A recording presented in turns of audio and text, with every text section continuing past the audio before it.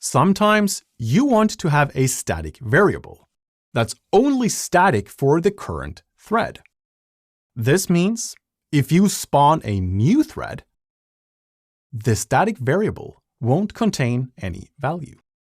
Another way of looking at this is to provide a container or storage of data that's only available across the thread.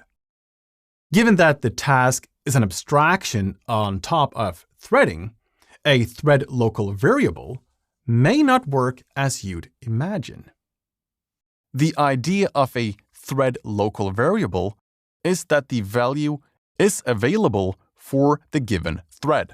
This makes sense and is in most cases exactly what you'd want. However, with the task parallel library, this doesn't ensure that each task or parallel operation is executed on a completely new thread.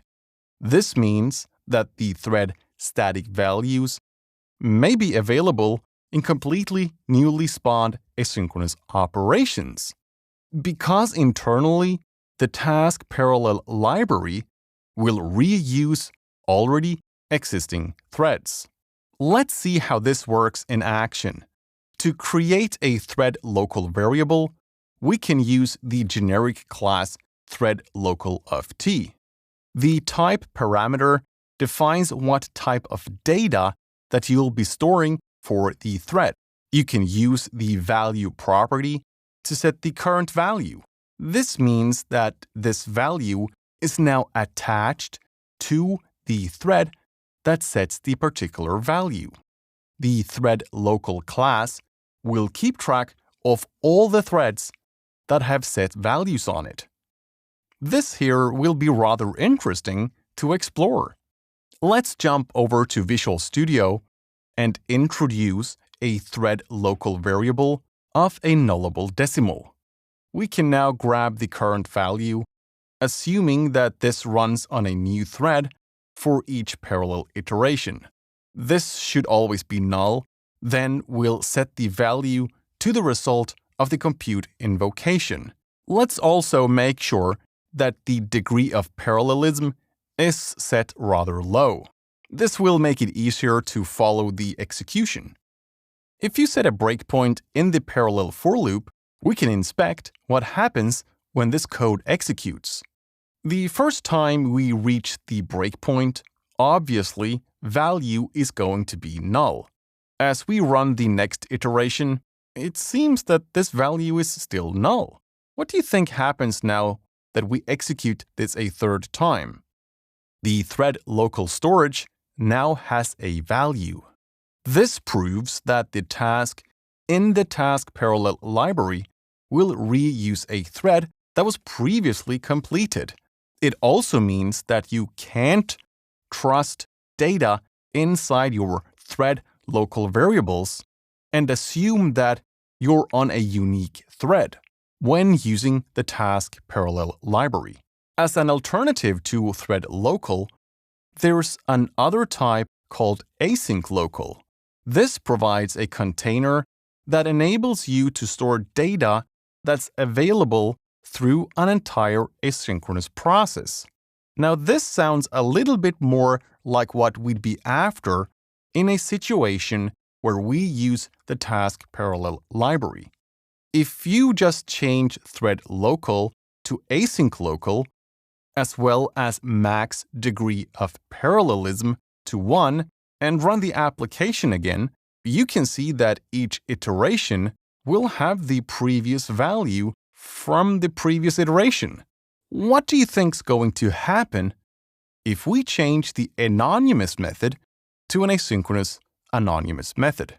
Then each iteration will be its own asynchronous context, and therefore have its own representation of that AsyncLocal container.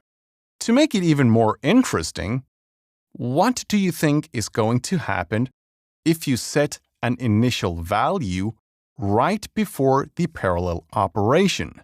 And let's also read this value after the operation is completed. Let's now see how this behaves. set a few breakpoints in the application and run this with the debugger.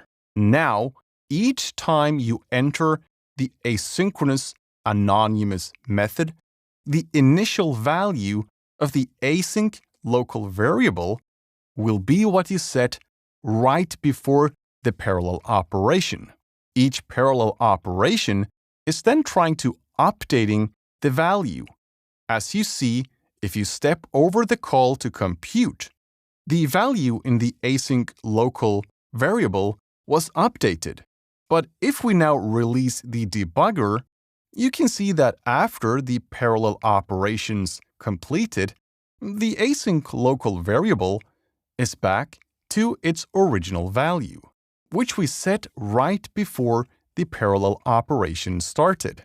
This is because when you write to the async local variable in a method you call, which is marked as async, it won't write back to the original async local variable. It will in fact keep a local version and only read the initial value.